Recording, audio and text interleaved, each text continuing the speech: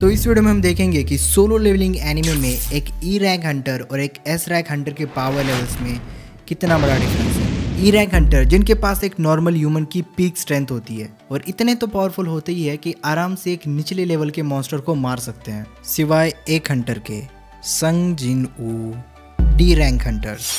अब इनके बारे में कहने के लिए ज़्यादा कुछ नहीं है, पर इतना तो कह सकते हैं कि ये ई रैंक से काफ़ी ज़्यादा सुपीरियर होते हैं। और डी रैंक हंटर्स में आते हैं यो जिनहू, किम सांगशिक और पार्क गिसोल।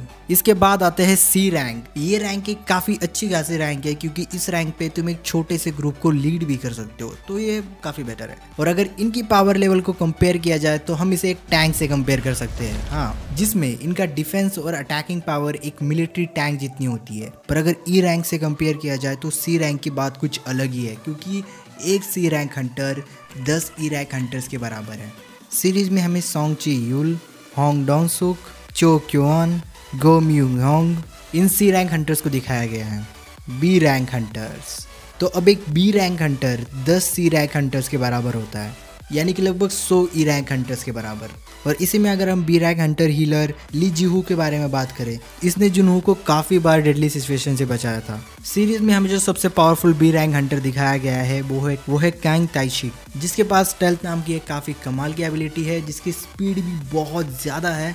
और ये बंदा एक असैसिन है जो कि इसे एक बहुत डेडली कॉम्बो देता है ए रैंक हंटर्स। तो देखो, A rank hunters basically B rank hunters से पावरफुल तो होते ही है, बट ये एस रैंक हंटर से भी कुछ ज़्यादा कमज़ोर नहीं होते, यानी कि इनके और एस रैंक हंटर के पावर लेवल्स में उतना भी ज़मीन आसमान का फ़र्क नहीं है। तो ए रैंक हंटर्स में कुछ जाने माने हंटर्स की बात करें तो वो जुनचुल, और इसकी पावर का डेमो हमें तब मिलता है जब दो एस रैंक हंटर बेक यानहो और योंग, इन दोनों की फाइट में जिनहुल इन दोनों के अटैक को अपने हाथों से रोक देता है, जिससे हमें इतना तो पता चल जाता है कि एक ए रैंक हंटर इतना तो पावरफुल हो सकता है कि वो एस रैंक हंटर से जीत तो नहीं सकता है, पर कम से कम वो उनके सामने तो खड़ा रह सकता है। जिसके बाद आते हैं एस रैंक हंटर्स। तो एस रैंक हंटर्स इन रैंकिंग लेवल्स में सबसे सुपीरियर होते हैं और इनकी पावर लेवल्स इतनी ज़्यादा होती है कि जो मैनामीटर होता है जो कि इन रैंकर्स की रैंक को डिसाइड करता है, वो इनके पावर लेवल्स को डिटेक्ट ही नहीं कर पाता है। और इनकी पावर्स की वजह से इन्हें इतनी स्पेशल ट्रीटमेंट मिलती है कि लगभग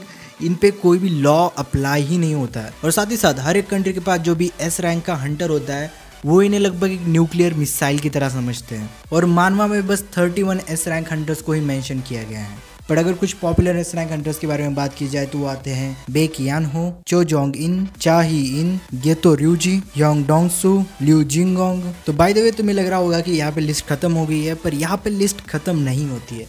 वैसे तो एस रैंक हंटर्स के ऊपर कोई रैंक नहीं होती है क्योंकि इसके ऊपर पावर लेवल को तुम एग्जामिन ही नहीं कर सकते हो, तो पावर लेवल्स बताई तो नहीं जा सकती। पर इसके बावजूद भी इसके ऊपर भी एक रैंक होती है जो कि है नेशनल लेवल। और पूरे एनिमे में हमें सिर्फ 4 ही नेशनल लेवल हंटर दिखाए गए हैं, जिसमें सबसे पहले आता है Thomas Andrew, Liu Jinghong, Christopher Reid और सिद्धार्थ बच्चन, और एक कैरेक्टर इंडिया से है। और ज़्यादा खुश मत होना क्योंकि नाम के सिवा इसके बारे में कुछ भी नहीं दिखाया गया।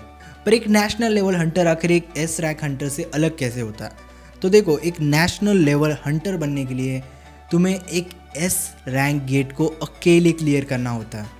और इसकी डिफिकल्टी हमें जेजो आइलैंड आर्क में पता चलती है, जहाँ पे लगभग 10 से ज़्यादा एस रैंक हंटर मिलके भी एक गेट को क्लियर नहीं कर पाते। और अगर कोई एस रैंक हंटर एक मिसाइल है तो एक नेशनल लेवल हंटर किसी देश की पूरी मिलिट्री के बराबर है। तो ये सारे रैंक्स तो हो गए, पर एक कैरेक्टर के बारे में बात करना रह गया, वो है हमारा मेन कैरेक्टर संग जिन ऊ। तो इसकी रैंक असल में है क्या ये एक एस रैंक है या फिर एक नेशनल लेवल हंटर है या फिर एक ई रैंक ही है? तो अगर संग जिन ऊ की पावर को अगर हम डिफाइन करें तो इसकी पावर को हम किसी रैंक में नहीं रख सकते हैं, क्योंकि ना ही ये एक एस रैंक है ना ही ये एक नेशनल लेवल है, बल्कि ये इससे कई ज़्यादा है। तो अगर सीधे शब्दों में कहूँ तो संग जिन ऊ अपने यूनिवर्स में एक गॉड के लेवल पे है, यानी कि तुम इसे एक गॉड किलर हंटर भी कह सकते हो।